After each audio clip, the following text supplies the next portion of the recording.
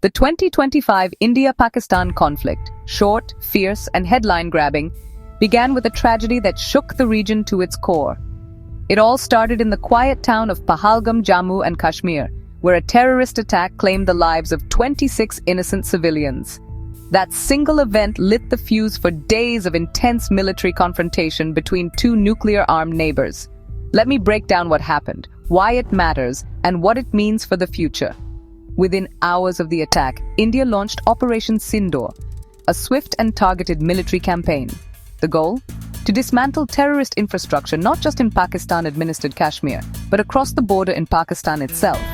Reports suggest those strikes did real damage to training camps and supply lines. Pakistan didn't sit back. Their response, Operation Banyan-ul-Marsoos, was immediate and fierce. Pakistani forces targeted Indian military positions, claiming to have shot down several Indian jets and drones. The skies over Kashmir were suddenly a battleground. But as with any conflict, civilians bore the brunt. The numbers are heartbreaking. At least 40 civilians and 11 Indian troops lost their lives in the hostilities, while Pakistani shelling killed 12 civilians in Jammu and Kashmir.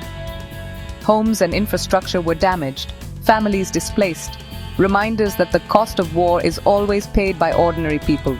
The world watched anxiously as tensions escalated. The United Nations, the United States, and countries around the globe called for restraint.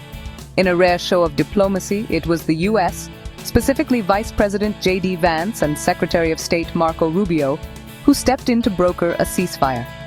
On May 10, 2025, both sides agreed to pause the fighting. Commercial flights resumed and the region began to breathe again. But the aftermath? That's where things get complicated. India announced it was suspending the Indus Waters Treaty, a critical agreement on sharing river water with Pakistan. Pakistan called any move to block the flow of water an act of war. Diplomatic relations soured. Both sides expelled diplomats and clamped down on trade and travel. Economically, the shockwaves were immediate. Cancelled flights, closed airspace, border trade put on ice. At the same time, both militaries took notes, with India demonstrating its S-400 defense system and Pakistan its air defenses. So, what's next?